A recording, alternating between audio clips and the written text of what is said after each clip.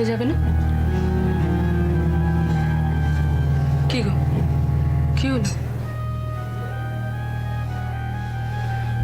তুই যাও, আমি একটু পরে যাচ্ছি। কটা বাজে জানো? 1:45। প্লিজ আমাকে একটু একা থাকতে দাও না। খুব আপসেট? তুমি শুয়ে পড়ো।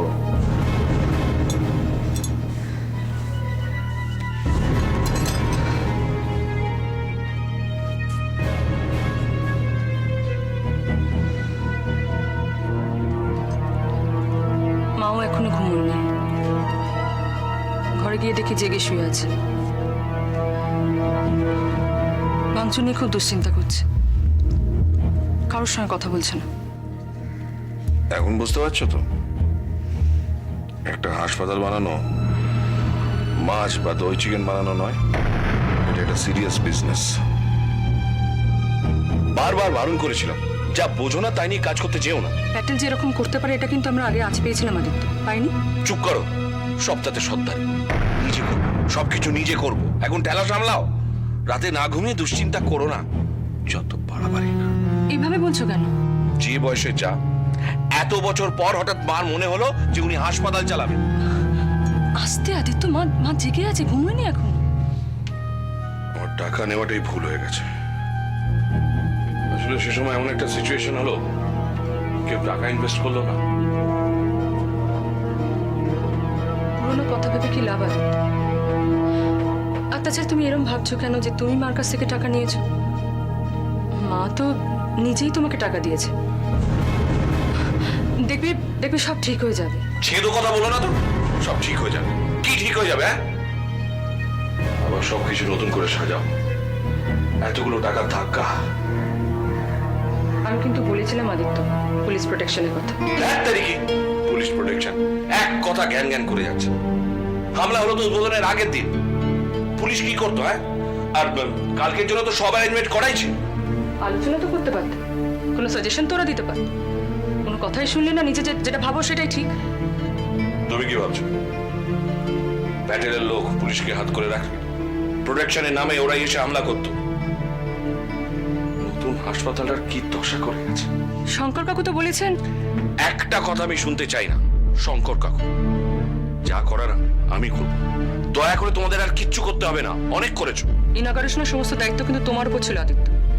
আমি বা মা কেউ নাক গলাইনি। তুমি যা বলেছো আমরা তাই করেছি। সবকিছু নিজেদের মুঠোর মধ্যে রেখে লাস্ট মোমেন্টে আমাকে উদ্বোধনের দায়িত্ব দিলে কি হবে? হ্যাঁ, এ তো সেই রকম বাচ্চা কাঁদছে, মুখে চুষি কাটি দিয়ে দাও। বাজে কথা বলো না তো। আমার দিকে আঙুল তুলে কোনো লাভ নেই না। অ্যাডমিনিস্ট্রেশন শুরু থেকে তোমরা দেখছো, সেখানে যদি কোনো ফাঁক থেকে থাকে তার দায় কিন্তু তোমাদের, আমার নয়। এখন কি নিজেদের মধ্যে ঝগড়া করার সময়? এটা ঝগড়া নয়, মতবিরোধ। আমি কিন্তু আঙুল তুলছি না। তুলেছো। আমার এই কথাগুলো বলার একটাই মানে, প্যাটেল প্রথমে তোমাকে কিডন্যাপ করালো, তারপর লোক পাঠিয়ে হুমকি দেয় আরো, তারপর আমাদের হাসপাতাল ভাঙচুর করালো। এইসব লোকগুলোর সঙ্গে পাল্লা তো দিতে হবে নাকি? তা নয় তো কি, ল্যাজ গুটিয়ে পালাবো? তোমাকে আমি কাল বারবার বলেছিলাম যে স্কুলের ফাংশনে যাবার কোনো দরকার নেই, তুমি আমার কথা শোনোনি। সাধারণ ফাংশন হলে আমি যেতাম না দিন। দিয়ার ক্যান্সার ট্রিটমেন্টের চ্যারিটি শো, ওটা না গেলে হয়? তুমি বলো। তোমার এই বন্ধু প্রীতি কিন্তু একদিন আমাদের ডুবিয়ে ছাড়বে। এতবার এত করে বলছি, সীমার সঙ্গে কথা বলা বন্ধ করো। তুমি ভুল বুঝছো সীমাকে। হেল উইথ ইউর সীমা। আমার একটা কথা কান খুলে শুনে রাখো, আজ থেকে তুমি সীমার সঙ্গে কোনো সম্পর্ক রাখবে না। এটা অন্যায়। কোনটা অন্যায়? একটা ইনফরমারের সঙ্গে যোগাযোগ বন্ধ করতে বলেছি বলে, যার জন্য আমাদের হাসপাতালে আজকে বেরাম ভাঙচুর হলো, তার সঙ্গে কথা বলা বন্ধ করতে বলেছি বলে আমার কথাগুলো তোমার কাছে অন্যায় শোনাচ্ছে? সীমা দোষী নয়। Joke of the year. Seema যদি প্যাটেলের লোক হতো তাহলে তো চুপচাপ হজম করে যেত, আমাদের সবকিছু জানাতো কেন? ওই কিন্তু প্রথম ফোন করে জানিয়েছে যে প্যাটেল সমস্ত ইনফরমেশন পাচ্ছে। এমনকি জমিটা কেন প্যাটেলের দরকার এই খবরটা কিন্তু সীমা প্রথম আমাদের দিয়েছে। এগুলো সব সূক্ষ্ম বুদ্ধির চাল, তুমি বুঝবে না। সীমা আমাদের আস্থা অর্জন করতে চায়, এসবটাই প্যাটেলের চাল। এগুলো যদি তুমি এখনো না বোঝো তাহলে কবে বুঝবে? সীমা সকালবেলা ফোন করে কায়দা করে জেনে নিল ইনাগরেশনটা কবে। তার মানে আজকে পুলিশ প্রোটেকশন থাকবে না, কালকে থাকবে। এটা জেনে গেল প্যাটেল, বাকিটা জলের মতো সোজা। আমি তোমার সঙ্গে সীমার কথা বলাবো আদিত্য। প্লিজ না, প্লিজ না, একদম নয়। অনেক চোখের জল হবে, আমি কান্নাকাটি হবে, আমি চাই না, একদম চাই না। কোনো কান্নাকাটি হবে না। সীমা কেঁদে কেটে সমবেদনা আদায় করবে না। বোঝার চেষ্টা করো, প্যাটেলের সঙ্গে লড়তে গেলে সীমার সাহায্য আমাদের দরকার। কোন সর্ষেতে ভূত আছে এটা তো জানতে হবে। প্লিজ আদিত্য, প্লিজ আমার একটা কথা রাখো। তুমি সীমার সঙ্গে কথা বলো, আমি বলছি ও নির্দোষ, প্লিজ। কি কুক্ষণে যে হাসপাতালটা তৈরি করার কথা ভেবেছিলাম। তবে তোমার বন্ধুটি কিন্তু গভীর জলের মাছ, এটা বুঝতে তোমার এখনো দেরি আছে। যেদিন বুঝবে না সেদিন হাজারো কাঁদলে কিচ্ছু ফিরবে না, আমি তোমাকে বলে দিই।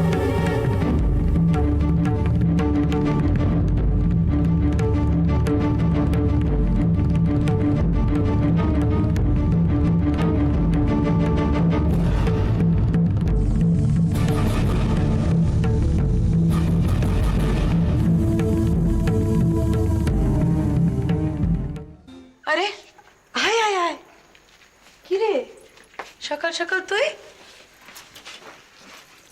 কি হয়েছে? কি হয়েছে? খবর শুনেছিস?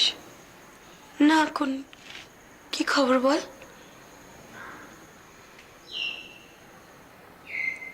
নীনাদের হাসপাতালের উদ্বোধন হচ্ছে না।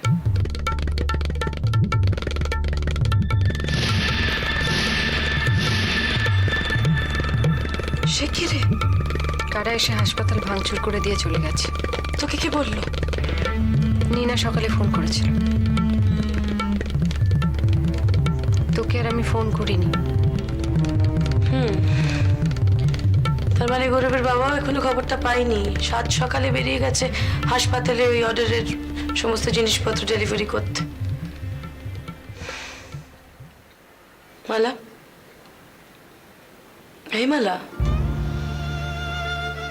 মালা কি হলো? আমার কেন এরকম পোড়া ভাগ্য বলতো না দিয়ে? মেয়েটা প্রতিবন্ধী, স্বামী দেখে না।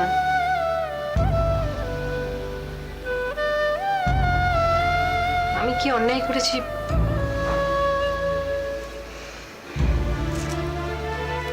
মালা, কেন এত আপসেট হচ্ছিস তুই? কি বলছিস কি না দিয়া? আমার অবস্থাটা তুই বুঝতে পারছিস? খুব বড় মুখ করে আমি মৈত্রী দিকে গিয়ে বলে এসেছিলাম যে স্বামীর থেকে আমি কোনো খোরপোশ নেব না। আজকে যদি ব্যবসাটার এই অবস্থা হয়, ছেলে মেয়ে দুটোকে নিয়ে আমায় রাস্তায় গিয়ে দাঁড়াতে হবে।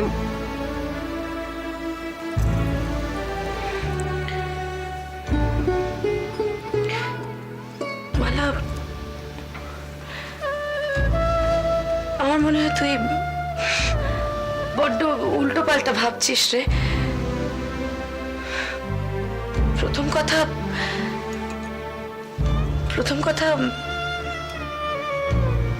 ঠিক আছে, শত্রুরা এসে ভাঙচুর করেছে হাসপাতাল, তার মানে এটা প্রমাণ হয়ে যায় না যে আমাদের এত বড় একটা প্রজেক্ট আটকে যাবে। আর দ্বিতীয় কথা, তুই কেন ভাবছিস যে তুই একা ডুববি? ডুবলে আমরা প্রত্যেকে একসঙ্গে ডুববো। মামলা, আমরা বড় লোক নই, কিন্তু আমার স্বামীর মনটা বড্ড বড় মালা। এরকম একটা পরিস্থিতির সম্মুখীন যদি হতে হয়, লড়ার মানসিকতা আমাদের আছে। ডুবলে একসঙ্গে হাত ধরে ডুববো, মরলেও তাই। সত্যি না দিয়া, কি অসম্ভব মনের জোর তোর। তোর মতো মনের জোর যদি আমার একটুও থাকতো তাহলে।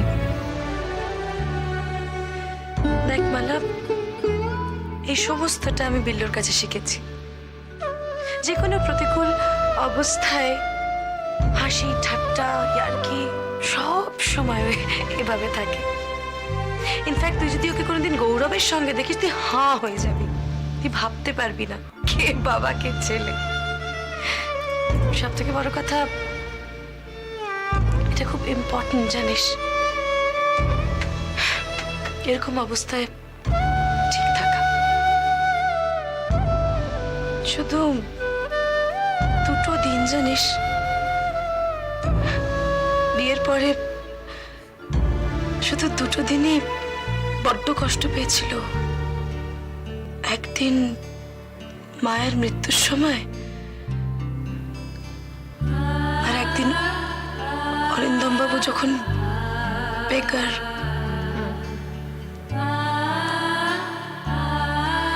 সেদিন বিল্লদার মুখটা দেখে আমারও খুব কষ্ট হয়েছিল, খুব কষ্ট পেয়েছিল।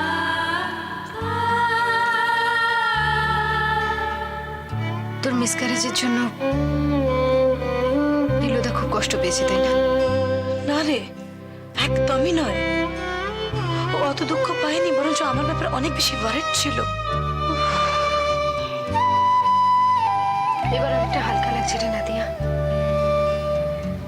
এতক্ষণ মনে হচ্ছিল যেন কোন একটা অন্ধকারের মধ্যে আমি তলিয়ে যাচ্ছি। অনেক ঠিক লাগছে, অনেক।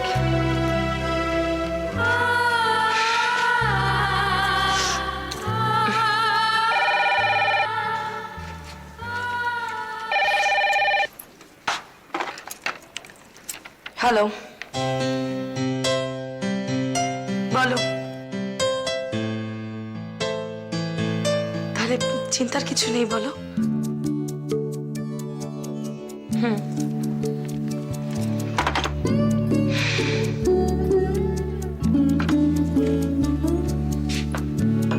একটা নিশ্চিন্তে নীনা গৌরবের বাবাকে ফোনে জানিয়েছে এখন কোনোভাবে আমরা কাজটা যেন বন্ধ না রাখি। খুব শিগগিরই উদ্বোধন হবে মালা, খুব শিগগিরই।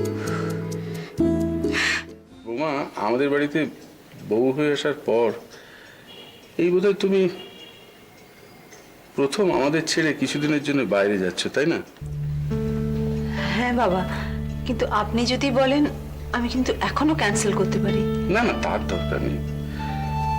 একটা মেন্টাল পিস বলে তো ব্যাপার আছে, সেটা দরকারও। তাছাড়া এই বাড়িতে আসার পর থেকে অনেক রকম ব্যাপার তুমি ফেস করে যাচ্ছ। সেটা তো আমি একা ফেস করছি না বাবা, এই বয়সে আপনাদের উপর দিয়ে তো কম ঝড় যাচ্ছে না। আমাদের কথা ছাড়ো, আমাদের তিন কাল গিয়ে এক কালে ঠেকেছে। আজ আসি তো কাল নেই। তাই বলছিলাম যে ব্যাপারটা তোমার কাছে কিভাবে বলবো। আপনি বলুন না বাবা। মানে আসলে তোমার যদি কাউকে সেরকম ভাবে পছন্দ হয়, তাহলে আমাদের কথা ভেবে পিছিয়ে যেও না। তুমি নিজের মনের মতো জীবন শুরু করতে পারো। হায় রে, তোমার অনুমতির অপেক্ষায় বৌমা যেন বসে আছে।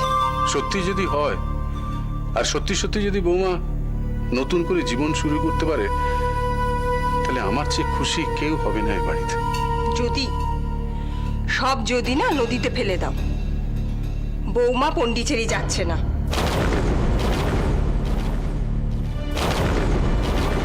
কি হলো, চমকে উঠেছে? আমি জানি, আমি সত্যি কথাই বলছি। পাখি নতুন ডালে বাসা বাঁধতে যাচ্ছে। চুপ করুন মা, দয়া করে আপনি চুপ করুন। না, তোমরা শ্বশুর বউ দুজনে মিলে আমাকে চুপ করিয়ে রেখেছো বলেই সংসারের এই হাল। যখনই কিছু বলতে গেছি, কি হচ্ছে করুণা মা, আপনি একটু চুপ করুন, এই করে আমাকে থামিয়ে রেখেছো। কিন্তু আজ আমি চুপ করব না।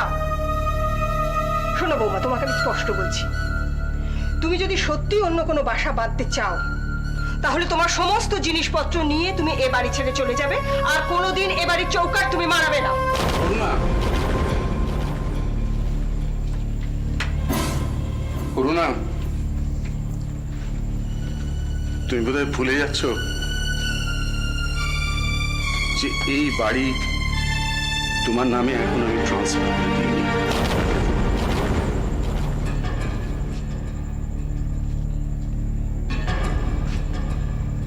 ঠিক, দাওনি। তাহলে আমিও একটা কথা বলি তোমাকে।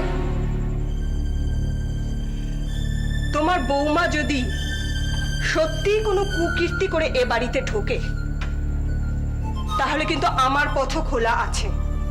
কি করবে? গলায় দড়ি দেবে? পাগল নাকি? সুইসাইড করে তো বোকারা। আমি থানায় যাব। থানায় যাব, গিয়ে বলবো তোমরা শ্বশুর বৌমা মিলে আমাকে বাড়ি থেকে তাড়িয়ে দিয়েছো নিজেদের কোনো স্বার্থ সিদ্ধির জন্য। করো না। আপনি চুপ করবেন।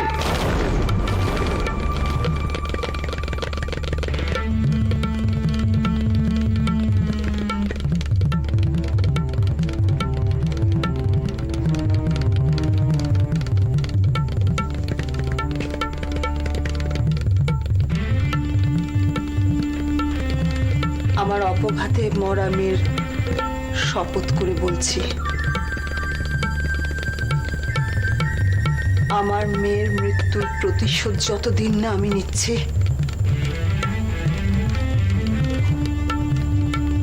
যতদিন না আমার লক্ষ্যে আমি পৌঁছতে পারছি, ততদিন আমার শান্তি নেই। যেদিন আমি প্রতিশোধ নিতে পারবো, তারপর নতুন জীবন গড়ার জন্য আমি থাকবো কিনা আমি জানি না। বাহ, অনেকদিন কোনো ভালো যাত্রাপালা দেখা হয়নি জানো। আজকে তার অনেকটা অভাব পূরণ হয়ে গেল। খুব ভালো। যাও তুমি বাজারে যাও, আমি গিয়ে রান্না চাপাই।